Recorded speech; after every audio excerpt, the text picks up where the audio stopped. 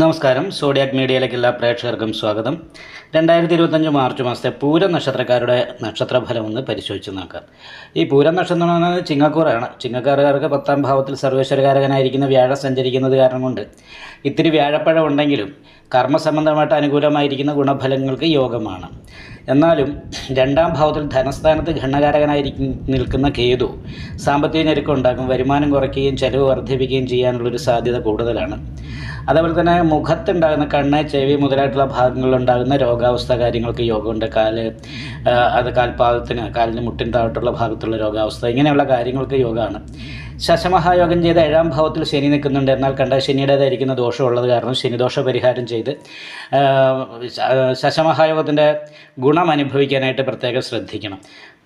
സൽകീർത്തി കേൾക്കാനായിട്ട്, അതായത് അഷ്ടമത്തിൽ ബുധൻ നിന്ന് കഴിഞ്ഞാൽ കീർത്തി കേൾക്കാൻ ഇടവരും എന്ന് പറയുന്ന യോഗമാണ്. അപ്പോൾ അത് സൽകീർത്തിയാകാനായിട്ട് പ്രത്യേകം ശ്രദ്ധിക്കണം. കാരണം 4 പേർ അറിയപ്പെടുന്ന രീതിയിൽ കീർത്തിയും പേരും കേൾക്കാനായിട്ട് യോഗമാണ്.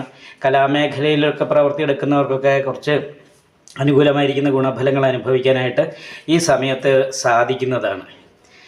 എന്തായാലും അനുകൂലമായിരിക്കുന്ന ഗുണഫലങ്ങൾ തന്നെ പ്രതീക്ഷിക്കാമെങ്കിൽ പോലും ഉച്ചബലവാനായിട്ടാണ് കർമാധിപതി മീനൻ രാശിയിൽ നിൽക്കുന്നത്. അത് കാരണം കൊണ്ട് നല്ല തൊഴിലുണ്ടാകും. പക്ഷേ മനസ്സുകൊണ്ട് പൂർണ്ണമായിട്ടും മിങ്കിൾ ചെയ്ത് പോകാനായിട്ട് പറ്റാത്തൊരവസ്ഥ തൊഴിൽ മേഖലയിൽ ഉണ്ടാകാൻ സാധ്യതയുണ്ട്. കാരണം അഷ്ടമത്തിലാണ് ശുക്രൻ നിൽക്കുന്നത്. ഉച്ചബലവാനാണ്.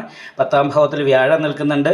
എന്നീ പറയുന്ന ഗുണങ്ങളും കർമാധിപതിയും ലാഭാധിപതി ഒരുമിച്ച് യോഗം ചെയ്ത് നിൽക്കുന്നു എന്ന് പറയുന്ന ഒരു ഗുണമൊക്കെ ഉള്ളത് കാരണം കൊണ്ട് അനുകൂലാവസ്ഥ തന്നെയാണ് കിട്ടേണ്ടതെങ്കിലും മനസ്സുകൊണ്ട് അത് മിങ്കിൾ ചെയ്ത് പോകാൻ പറ്റാത്ത രീതിയിലുള്ള കുറച്ച് ടെൻഷനും പ്രശ്നങ്ങളും ഉണ്ടാകാനും സാധ്യതയുണ്ട്. അപ്പോൾ ചന്ദ്രലഗ്നാധിപതിയായിരിക്കുന്ന സൂര്യനും ശുക്രനോട് യോഗം ചെയ്ത് കർമാധിപതിയോട് യോഗം ചെയ്ത് തന്നെയാണ് നിൽക്കുന്നത്. അത് രംഗായോഗം ചെയ്ത് നിൽക്കുന്ന കാരണം തൊഴിൽ സംബന്ധമായിട്ട് ഗുണഫലം തന്നെയാണ് കൂടുതലായിട്ടും പ്രതീക്ഷിക്കേണ്ടത്.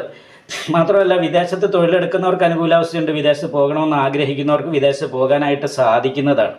എന്നാലും ലഗ്നാധിപതിക്ക് രാഹുകേതുക്കളുടെ ഒരു ബന്ധനദോഷമുള്ള കാരണം എന്താഗ്രഹിച്ചാലും ആദ്യം ഒരു തടസ്സം വന്നതിന് ശേഷം പിന്നീടാണ് അനുകൂലമായിരിക്കുന്ന ഗുണഫലങ്ങൾ അനുഭവിക്കാനുള്ള സാധ്യതയുള്ളൂ. അപ്പോൾ അത് കാരണം കൊണ്ട് തന്നെ നാഗദോഷ പരിഹാരം ചെയ്യണം. വാഴപ്പഴവിന് പരിഹാരമായിട്ട് വിഷ്ണു ക്ഷേത്രത്തിൽ നെയ്വിളക്ക്, ഭാഗ്യസൂക്താർച്ചന മുതലായിട്ടുള്ള വഴിപാടുകളൊക്കെ ചെയ്ത് ദൈവാധീനം വർദ്ധിപ്പിക്കാനായിട്ടും പ്രത്യേകമായിട്ട് ശ്രദ്ധിക്കണം.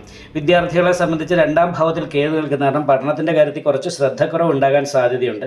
അലസതയും ശ്രദ്ധക്കുറവും മറ്റ് കാര്യങ്ങളിലേക്ക് ശ്രദ്ധ നീങ്ങുകയൊക്കെ ചെയ്യുന്നത് കാരണം പഠനത്തിന് അത്ര അനുകൂലമായിരിക്കുന്ന ഒരു സമയമായിട്ടല്ല കാണുന്നത്. വളരെ ശ്രദ്ധിച്ച് ഈ കേതുദോഷത്തിന് പരിഹാരമൊക്കെ ചെയ്തിട്ട് മുന്നോട്ട് പോകാനായിട്ട് ശ്രദ്ധിക്കും.